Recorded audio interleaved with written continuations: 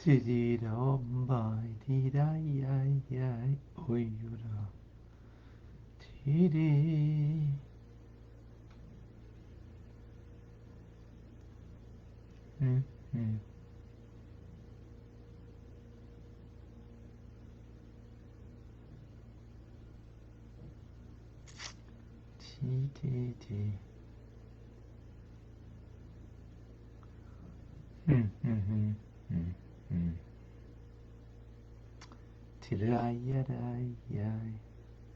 T. Tidaya. Tididi. Tididam.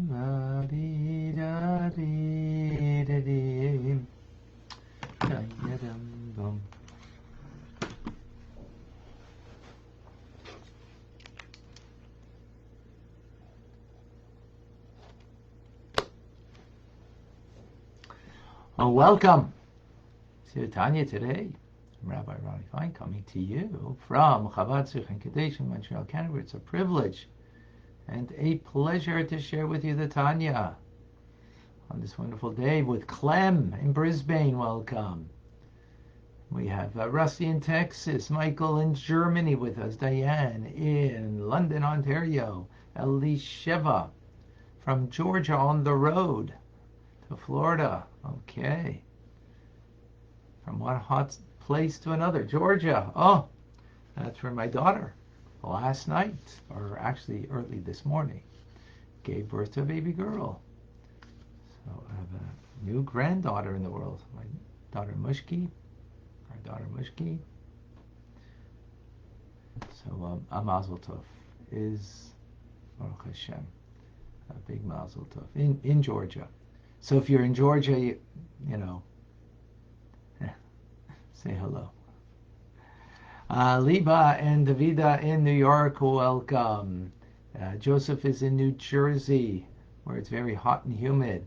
Virginia in Calgary, Boker Tov. TJ, and good evening to you, or good night, all the way in Melbourne, Australia. John, North Carolina. June, also in Australia. We have Lynn with us in Long Island. Zara in Malaysia, welcome. Chava is in Colorado. Daphne, welcome. And who else? Sandy in Michigan. Denise in New Jersey. Tonight is your mother's 10th year site. Well, let's do in her honor. Today's teachings in honor of Denise, your mother's Jewish name and her father's name, please. Tim in Texas, welcome. William in South Korea is with us. Miriam in London, England. We have together with us here Instagrammers. We have Chayasora. We have Akoy in Peru. Chayasora in Belgium, if I remember correctly. Crystal in Australia. Rachel in South Carolina.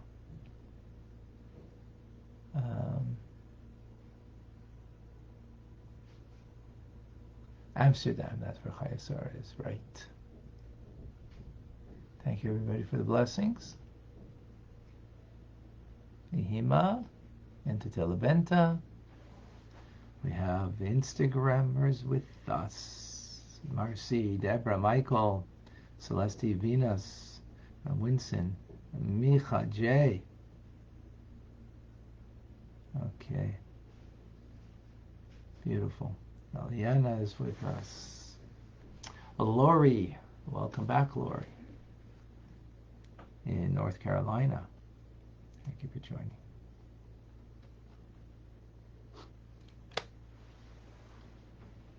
We conclude the third letter. Speaking about charity. And we have the verse in Isaiah that we started off with, that God garbs himself, he adorns himself with charity, metaphorically as a coat of mail.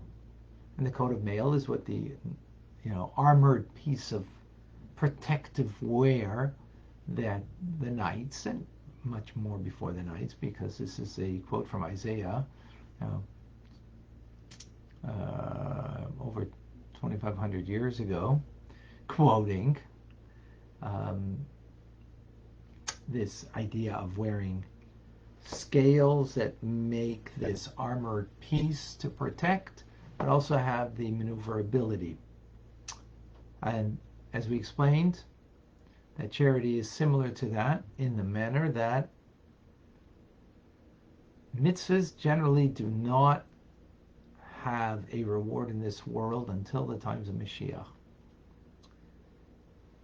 Meaning, the experience of the divine connection that we have is concealed from us. We experience what we experience on a human level, but not on the divine level that is actually happening when we fulfill a mitzvah. But yet, tzedakah is something, charity is something unique, is it allows, as the movability of the maneuverability of the coat of arms, of the coat of mail, right, allows something to enter, so the light of God can enter through tzedakah, and that's the metaphor. But it's a diminished light that will express itself with longevity of life, wealth, and honor, which you do get that in this world. Now the problem with that is that those things are very human, and therefore could be used in a negative way. So the metaphor goes back, and that the coat of helm is of mail rather is closes that none of that awesome light that is an encompassing light of God should be nurturing any negativity in your giving of charity. And hence it closes the gap that it will not nurture anything that it should not be nurtured. That's the metaphor. And therefore great is the giving of tzedakah, because it produces this awesome light in this world. Excuse me. And acts of loving kindness produces amazing light into this world. So we continue. The verse concludes with Kaveh Yeshuai Bereishe, a helmet, right, of salvation upon his head. So you have the protective garment on the body, and then you have this helmet that is acting also as a protective garment that can be a salvation upon a person's head. So what is the mystical meaning of that? So recall that when we do a mitzvah, and this is all done through the mitzvah, and here in particular the mitzvah of tzedakah, but tzedakah, charity, is a general mitzvah that refers to all mitzvahs, but in particular it's tzedakah, charity. What happens when you do a mitzvah is actually you create a union between the male and female parts of the divine, right? The Holy One, blessed be He, is the male part of God, and the Shekhinah, the divine presence, is the feminine part of the divine. So we create this union, and that is between the infinite light of God and the 10 spheres, right? Malchus in particular, but it's Malchus embodies all of the 10, but the 10 divine attributes. So we have the infinite of God with the finite divinity of above, right, which is the 10 spheres of in the world of Atzilus. And we create that union. What does that union do? Well, as every union, it's creative, right? The ultimate, well, the birth of a child, as just earlier today, my dear daughter Mushki gave birth to a baby girl. A union creates a new light, a new soul. that comes into the world, right? So that metaphor is when every time we do a mitzvah, we create a union in the divine order of things that brings additional light into this world of God, right? How does that light come into this world? Because it's an infinite light of God, right? So it first radiates into the divine attribute of chokhmah, intelligence, which is metaphorically the helmet, right? The kova in Hebrew, that is upon the head. The first of the divine order of divine intelligence, which is the finite of divinity, is in chokhmah, right? And from there, it's drawn down into this world, again elicited by the charity that we give.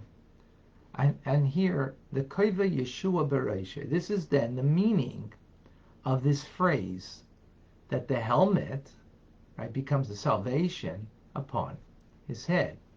So the word salvation is Yeshua. Its root word is sha'ah. And what comes from the word sha'ah comes from the word, and God turned to Abel and his gift, right? To Cain, he didn't turn, right? He didn't like his gift because his gift was, not generous. But Hevel, Abel's gift, was generous. So God turned to it, meaning he accepted it, meaning he drew to it. Turning means you draw yourself towards that which you're turning towards. That's what salvation is. Salvation means God turns towards the individual, metaphorically, that needs the salvation, to draw that godliness towards the person. And what is God drawing towards that person? Well, let's take the root word of salvation. Again, God is giving salvation, drawing himself towards the individual. Well, what's he drawing? Well, the root word, again, for the word salvation is shah, to turn. It's spelled shin, ayin. Shin is the numeric value of 300. It's the second last letter of the Hebrew alphabet. And ayin is the numeric value of 70. Let's take that apart. Well, there are three parts of the intellect. Chabad, Chachma, Bina, Vidas, wisdom, understanding, and knowledge. And they are incorporated in a numeric form of hundreds. Therefore, you have 300. Right? That's the shin, is 300.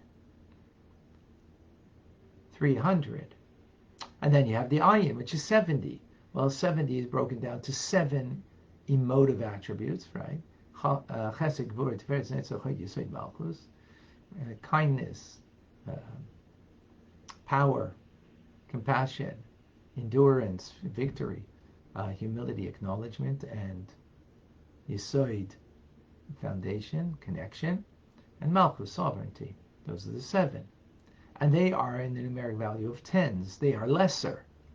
Right? The emotions are lesser than the intelligence, because the intelligence feeds the emotions, right? It produces the emotion. So here, where is the salvation coming is through the 370, the 3 parts of intellect and the 7 parts of emotions of the divine, that now of the essence of the infinite light of God is funneled through the divine attributes of God, drawing down through what we elicit, right? Because we elicit through our charity this light that brings the light of God to me and into the world, that brings salvation. And this is what it means that we say in the priestly blessings, Yoyer Hashem panav elecha, may God make his face, his inner being, shine upon you. So you have the inner part of God, which is infinite, that should shine upon you, that now is filtered or brought down through the head, the first part, the helmet, right, which is the top, which is Chachma, and through there it's filtered through all the 10 divine attributes Shah, that God turns and brings to you salvation in form of a light of God, that it should shine upon you, upon the Jewish people in this low world, is that blessing that the Kohanim, the priests, give us, bless us with, right? And how do we ensure that light of God, that it should be, that we should have that light of God that we just described? It's through the practice of charitable deeds. Ma'aseh tzedakah. Right? And this then is the meaning of the phrase that we say every day in our prayers, in Kel Baruch, after the Baruch Hu, actually a few paragraphs after, that we say, Zarei tzedakahs matzmiach yeshuos. That God, He sows tzedakahs, charities, and brings forth Yeshua, salvations. In other words, through giving and being charitable, the result is salvation. What salvation? The light of God that will shine upon us. That's what will happen. Now, this light of God that shines upon us is no doubt shining every time you do tzedakah. I did it today before prayers. However, it's not revealed now. Is it God's light shining? Yes. Am I experiencing that light? No. And if anybody thinks that they are, they're not. I'm sorry. You might be feeling a goodness. You might be feeling an attachment, which is beautiful, which is wonderful. That's great. But this is something much loftier. This is of a divine order, not of a human sensibility. But it will be revealed in the time to come, in times of Mashiach. Then it will be, because the light of the soivev, of the encompassing light, the infinite light of God, will then be revealed to us, meaning we will experience then what we sow now. What we sow now, we will experience then. Does that take away from doing the mitzvah now? Of course not. Because are we now bringing that light of God into our lives and into the world in general? Absolutely. You don't feel it, so therefore it feels like a ball and chain. Oh, not only that, I've got to give my money to tzedakah. I'm a worthier cause than that cause. Right? I need it more. Well, whatever. I think we get the message that this is what happens. Beautiful metaphor here. And here we see a beautiful thing. A simple phrase in Isaiah that sounds like cutesy. Sounds cutesy. You're wearing a helmet for some. Of course, soldier goes to battle. He's got to wear a helmet. That will be could be his salvation, right? And God garbs himself with charity. That's tzedakah. Oh, beautiful. Just as the soldier, the knights of yore would garb themselves with a coat of mail as a protection. But here we saw in every idea how the metaphor is so apropos and brings out so beautifully the message. Tzedakah, charitable acts, creates a light in our lives that God's shining upon us in a beautiful way, as we just described. You don't feel it?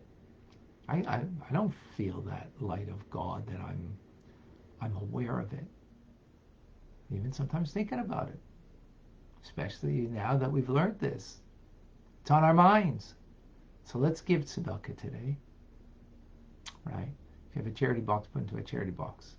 If there's a poor person to give. An institution, give.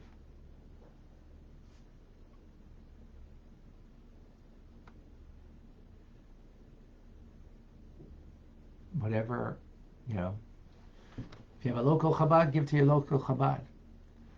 You want to give to the Chabad here, fine. You know, it's not about here. It's about give charity.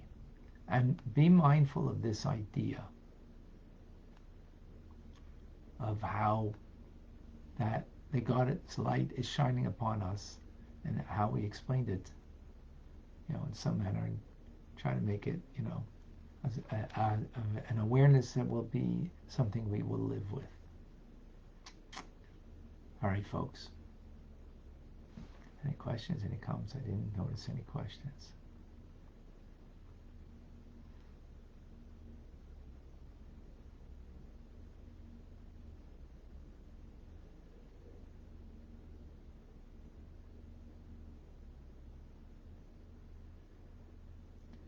Denise, did you give your mother's name here?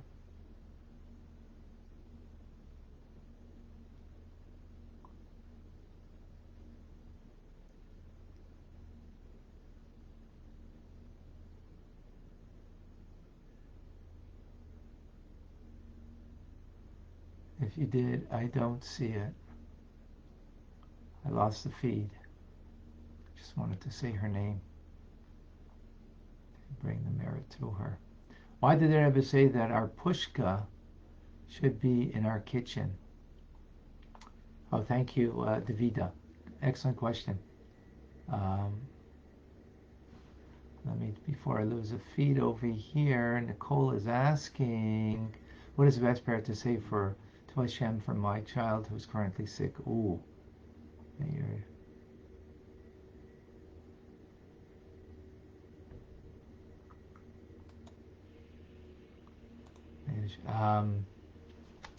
Psalm 20, and also the age of your child.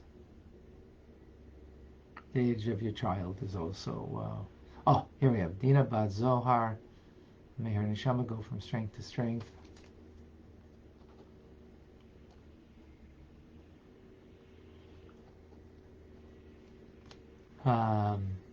And may the learning that we just did in her honor help her in that journey. And the wonderful learning that her daughter Denise does. It's in Nicole chapter 20 and your... So, okay, sorry.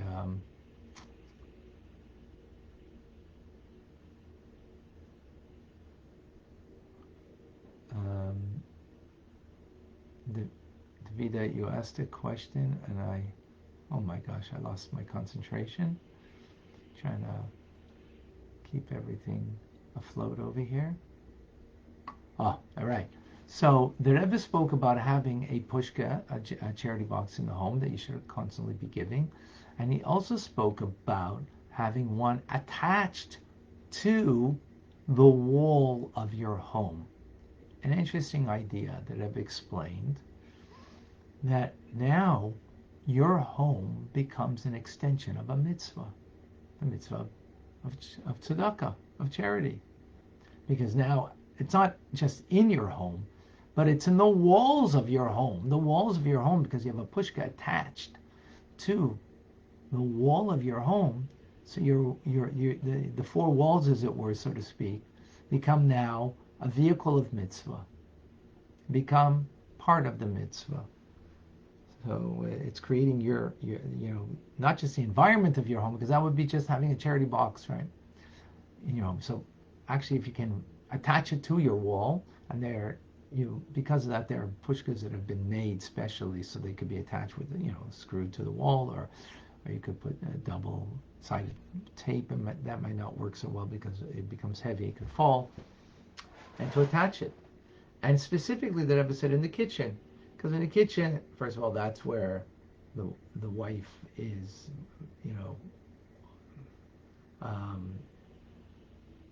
a great amount of time in preparation for food, so that food should, and the plenty that we have that's expressed in food we should be giving charity, and therefore specifically in the kitchen, but it can be anywhere, of course.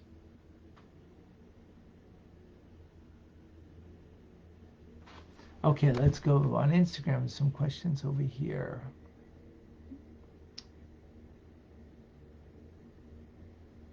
Two question marks first, I'm sure.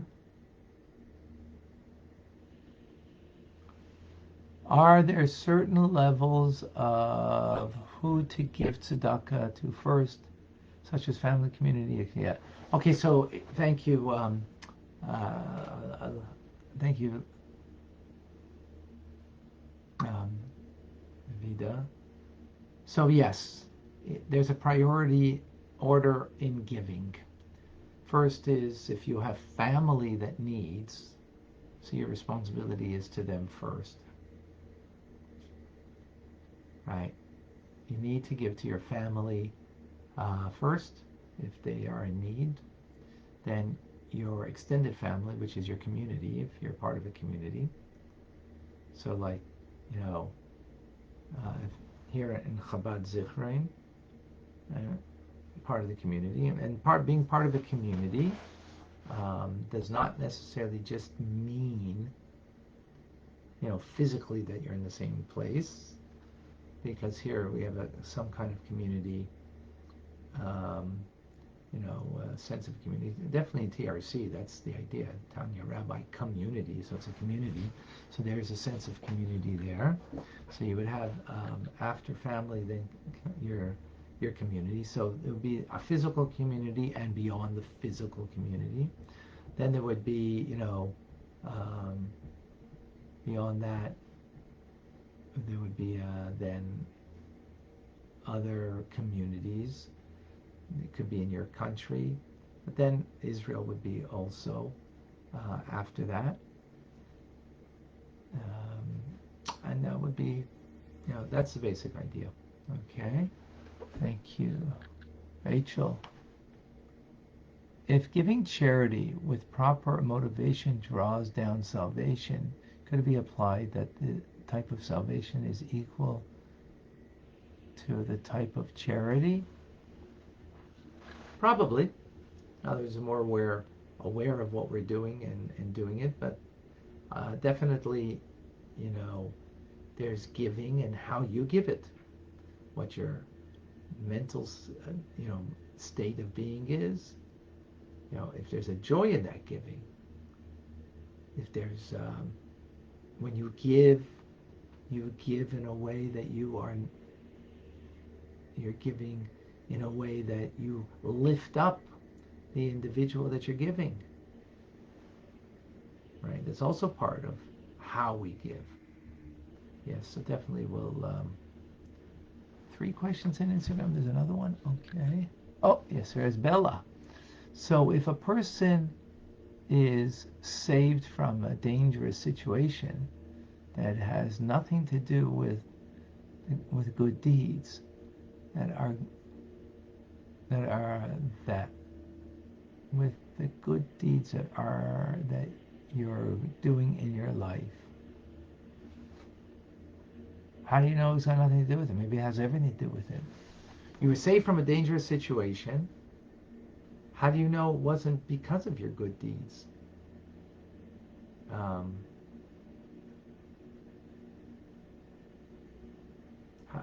do you know it wasn't for the good deeds that you did? On the contrary, for sure it's because of your good deeds. I'm not certain, Bella, why you're assuming that it's not. Do we understand how salvation comes to us and why it came to us? Well, here the verse is telling us very clearly. It's coming to us because when you sow charity, you bring salvation. That salvation is no doubt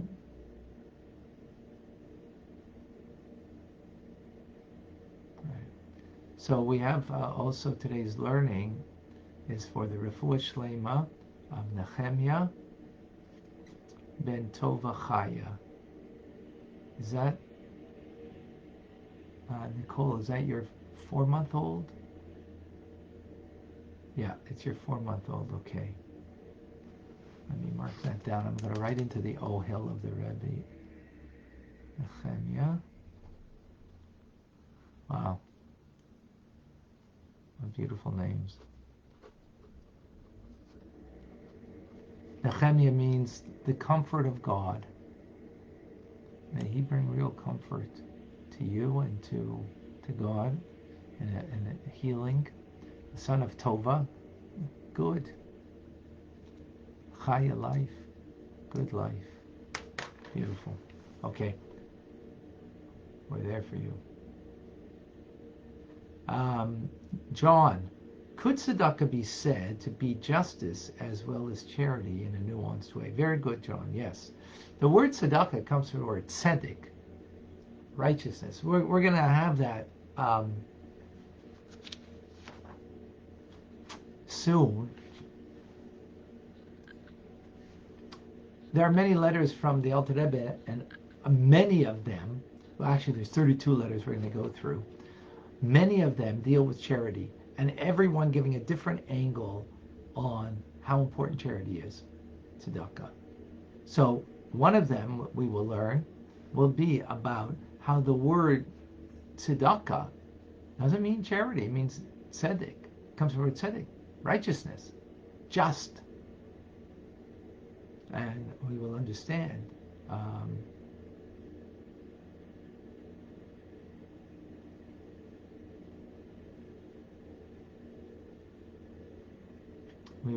understand how it is the righteous thing to do.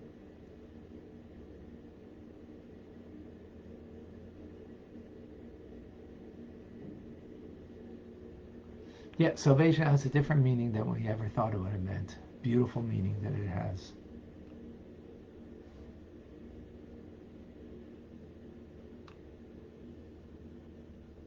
Absolutely.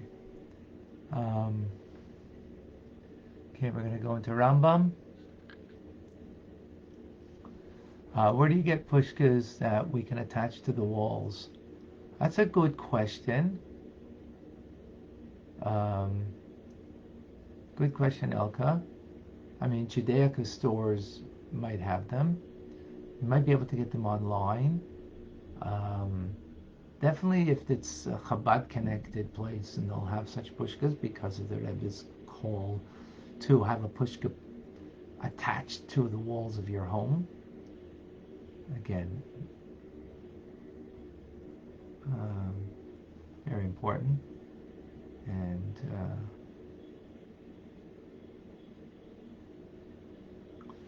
okay, so Nehemiah ben Tova Chaya, 4-month-old baby that needs a refuah shlema, have a refuah shlema.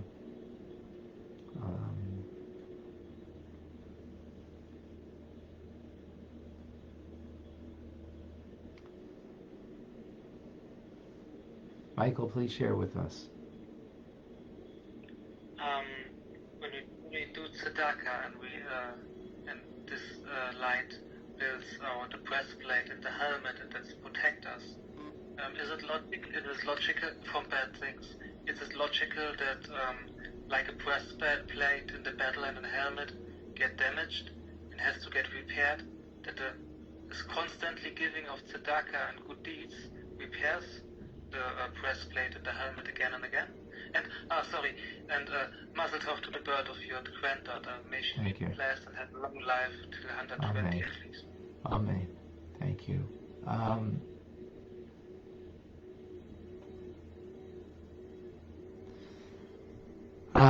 Can it, remember we're using it as a metaphor, so not everything is there to be as a metaphor, right? Not every aspect. So this is the metaphor. So, the metaphor, the helmet might get worn out.